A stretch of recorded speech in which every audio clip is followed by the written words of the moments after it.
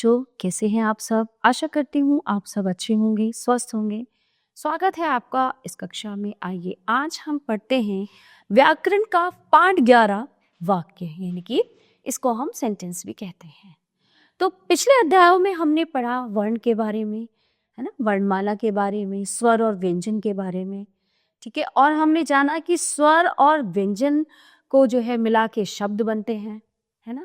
और शब्द भी वो बनते हैं जिनका कोई ना कोई अर्थ होता है ना, कि निरर्थक नहीं होना चाहिए। जो भी शब्द हम बनाते हैं अक्षरों से, उसका कुछ ना कुछ मतलब निकलना चाहिए, कुछ ना कुछ उसका अर्थ होना चाहिए। ओके, अब शब्दों को जोड़ के बनते हैं वाक्य।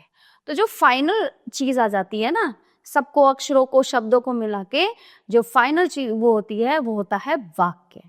और वाक्य भी वो होने चाहिए जिनका कुछ ना कुछ मतलब निकले, है ना। तो वो निरर्थक मतलब कुछ ना कुछ उसका मीनिंग होना चाहिए, कुछ ना कुछ उसका मतलब निकलना चाहिए, ठीक है। तो वो होते हैं वाक्य। तो आइए चलिए विस्तार से जानते हैं हम कि क्या होते हैं वाक्य। ईशान खेल रहा है।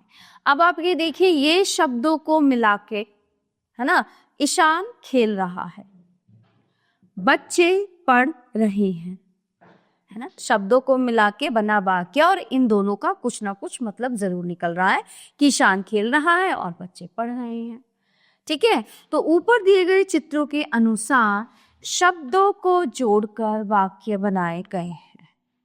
आओ देखें वाक्य कैसे बनते हैं।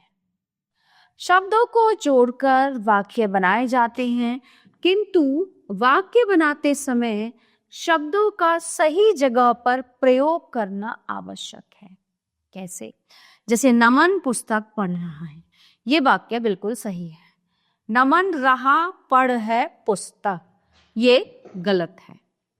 जबकि दोनों जगह एक समान शब्दों का प्रयोग किया गया है ना। नमन रहा पढ़ है पुस्तक, जबकि दोनों जगह एक समान शब्दों का प्रयोग किया गया है।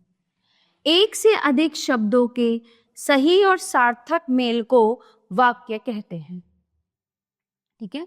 एक से अधिक शब्दों के सही और सार्थक मेल को वाक्य कहते हैं। वाक्य में सभी शब्दों का स्थान निश्चित होता है। इनमें काम करने वाला कर्ता पहले आता है और काम को बताने वाले जो शब्द हैं, जो क्रिया है, वो बाद में आती है, ठीक है।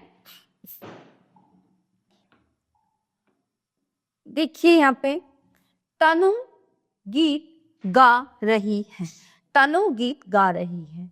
मछली तालाब में तैर रही है, यानी कि मछली तालाब में तैर रही है, ठीक है। तो इस पाठ से हमने क्या जाना कि शब्दों के सही मेल से वाक्य बनते हैं और वाक्य में शब्दों का स्थान निश्चित होता है।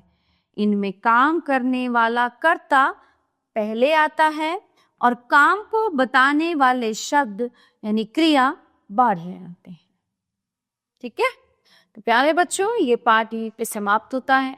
आशा करती हूँ आपको अच्छे से समझ आया होगा। मिलते हैं अगली कक्षा में। धन्यवाद।